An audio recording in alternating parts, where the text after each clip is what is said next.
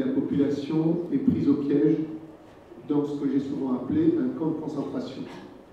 Pourquoi un camp de concentration? Parce que toutes les frontières sont fermées, la mort prédomine. Quand cela va-t-il cesser? On ne sait pas. La population essaye de fuir en permanence. Il y a environ plus de 3 millions de personnes qui sont en situation de malnutrition à l'intérieur de la Syrie. Les maladies chroniques ne sont pas prises en charge non plus, pas de suivi. Et donc on a plus de 7 millions de personnes à l'intérieur de la Syrie qui se déplacent dans des camps pour essayer de trouver des zones sécurisées. Il y a un effondrement du système de droit et de ce fait, elle subit des violences qui sont des violences directement liées à la guerre, mais elle subit aussi des violences faites de groupes qui tentent de profiter de cette situation de chaos vis-à-vis des populations. Le racket, le viol, l'enlèvement, les attaques de nuit, etc.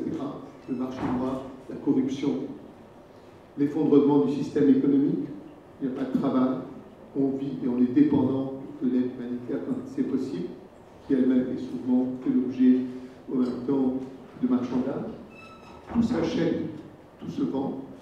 Alors est-ce que nous assistons effectivement à un dépeçage de la Syrie à partir de ses propres communautés? Et est-ce que c'est ça qu'il faut attendre pour trouver la paix? Mais on oublie en même temps la situation qui est faite du peuple qui vit là. Et ça, c'est profondément dramatique dans le XXIe siècle, dans lequel nous sommes rentrés, puisque nous sommes devant une crise humanitaire d'une ampleur jamais trouvée, jamais vue, et pour lesquelles nous ne faisons rien. Nous ne faisons rien. Il y a jour après jour des crimes contre l'humanité qui est faite à cette population. Vous parlez de la violence faite aux femmes, et la violence faite aux enfants, bien évidemment. Beaucoup sont orphelins, pas d'éducation depuis 6 ans, pas de scolarisation. On leur vole en même temps leur enfance, on vole leur adolescence à ces enfants. Et donc on est dans une situation où la communauté internationale se contente de dire qu'il faut chercher des solutions politiques, et elle refuse en même temps de chercher des solutions humanitaires. Il y a des scènes là qui sont extrêmement difficiles à vivre, extrêmement difficiles à vivre.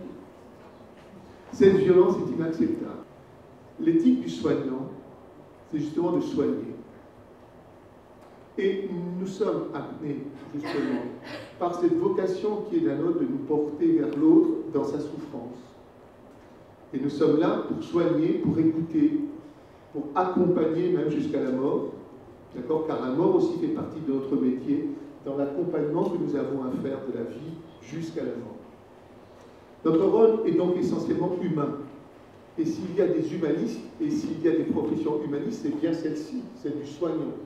Tuer un soignant parce qu'il soigne, c'est fondamentalement renier l'humanité en soi. Fondamentalement. Et j'en appelle encore à vous, la jeunesse d'aujourd'hui.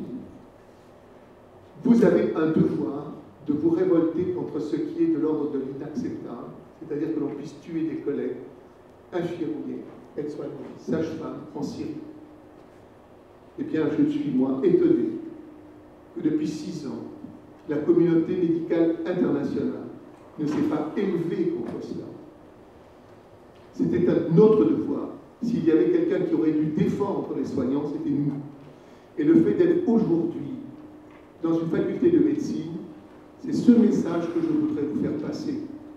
Révoltez-vous, indignez-vous, parce qu'on a tué éventuellement même qu'un seul médecin parce qu'il soignait, un seul infirmier parce qu'il soignait, une seule sage-femme parce qu'il soignait. Et nous avons une obligation de nous révolter et de nous indigner.